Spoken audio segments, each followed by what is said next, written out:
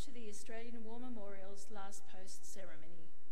My name is Joanne Smedley, and joining us today from the Royal Australian Navy is Warrant Officer Cherie Tears. We warmly welcome the family of Sergeant Charles Daniel McCarthy, whose story will be told shortly. We welcome the veterans who have served, those that are still serving, and the families that support them. We acknowledge the members of RSL and Services Clubs Association, RSL Victoria, and RSL Queensland, who are watching the broadcast of this ceremony across Australia. During the ceremony, wreaths will be laid at the base of the Pool of Reflection by family and visitors. Please stand and join in the singing of the national anthem.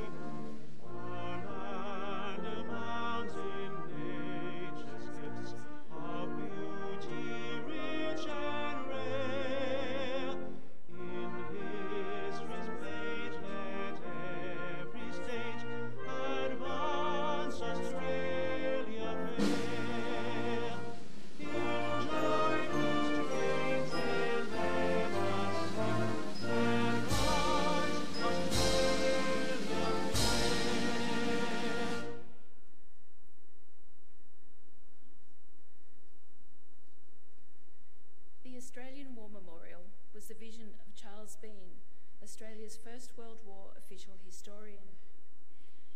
Bean landed with the Australian troops on Gallipoli and stayed with them at the front through to the end of the war.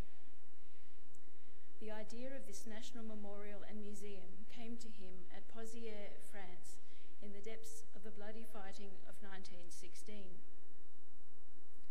Bean's idea was that this would be a place where families and friends could mourn loved ones buried in faraway places. It would also be a place that could help all Australians understand what these men and women had endured and what they had done for us. Bean's vision, to which we remain true, is best expressed as inscribed in the entrance to the memorial's galleries. Here is their spirit, in the heart of the land they loved, and here we guard the record which they themselves made. Tonight we'll read the story behind just one of those on the Roll of Honour, which lists the names of more than 102,000 men and women who have given their lives for us in war and operations for more than a century. But first, we present a lament, Flowers of the Forest. Wreaths of floral tributes will now be laid at the base of the Pool of Reflection.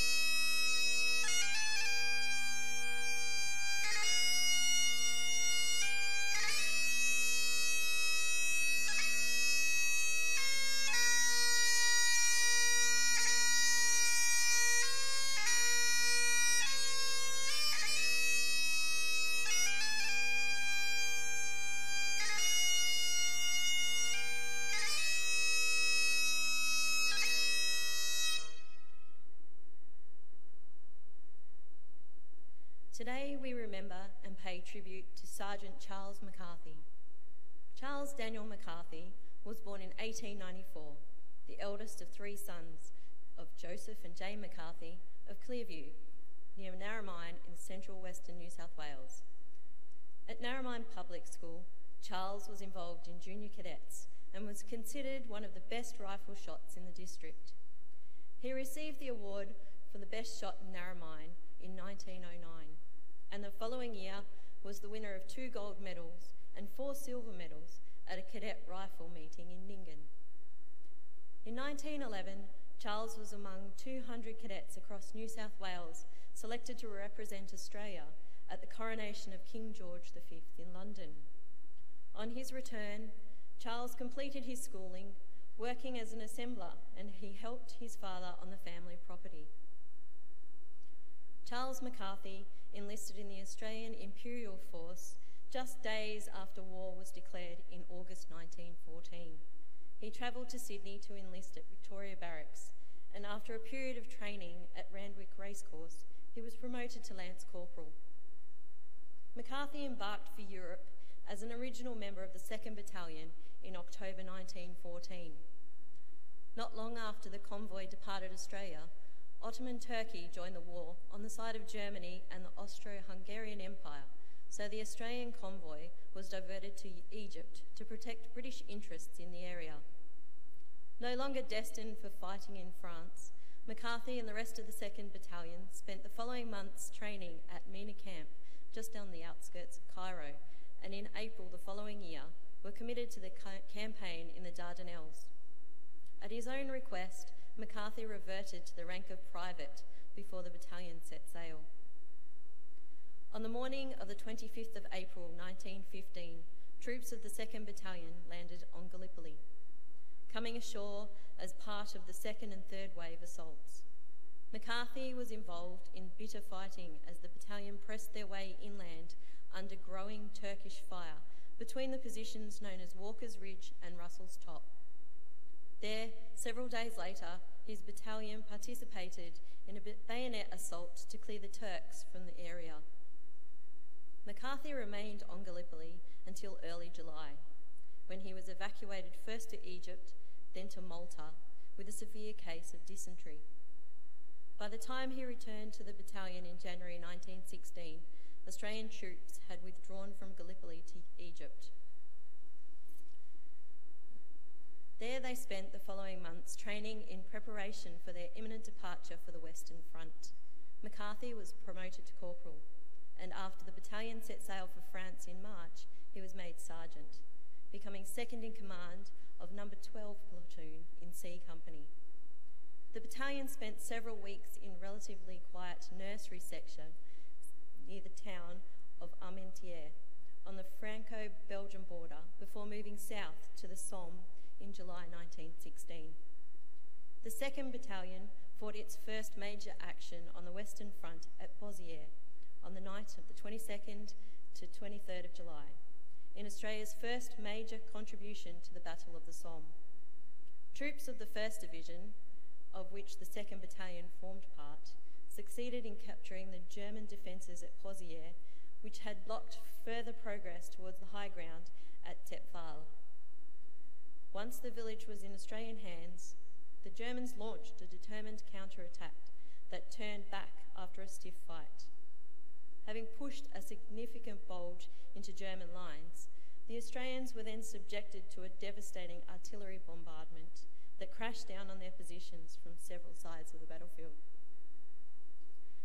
When it was relieved from the line just 2 days later, the battalion had lost half its numbers as casualties. Among the dead was Sergeant Charles McCarthy, who was killed by a high explosive shell the morning after the battalion captured Pozières village. He was 22 years old. The men of McCarthy's platoon gave him a hasty battlefield burial as the battle raged around them, but his grave was lost in the subsequent fighting. Today, his name is listed on the Australian National Memorial at Villers-Bretonneux, one of the 10,700 Australians killed in fighting in France who have no known grave.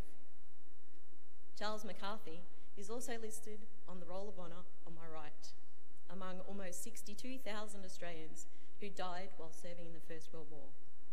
His photograph is displayed today beside the pool of reflection.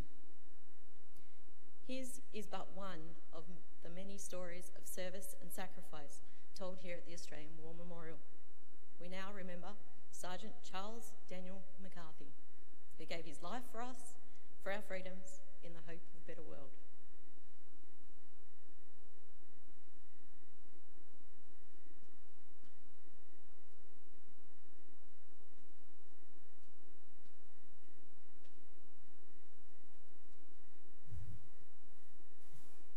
They shall grow not old, as we that are left grow old.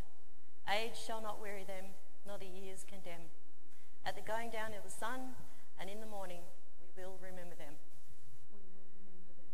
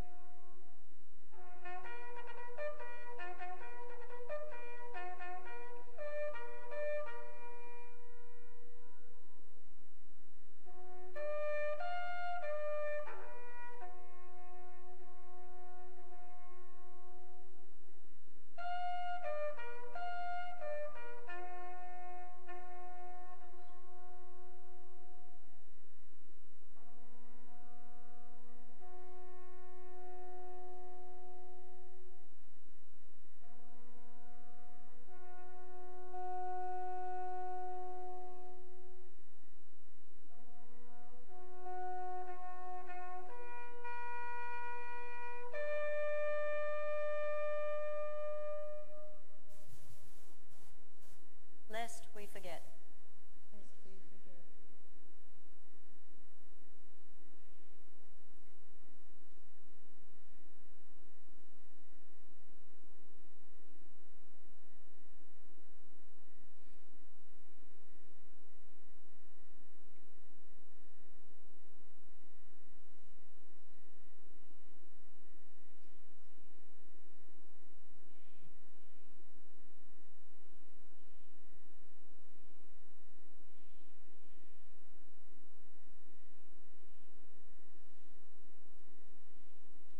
We leave you this evening with the words of the memorial's founder, Charles Bean. Many a man lying out there at Pozières or in the low scrub at Gallipoli, with his poor, tired senses barely working through the fever of his brain, has thought in his last moments, well, it's over. But in Australia, they will be proud of this. Ladies and gentlemen, girls and boys, that concludes the last post ceremony this evening. We thank you for visiting the Australian War Memorial.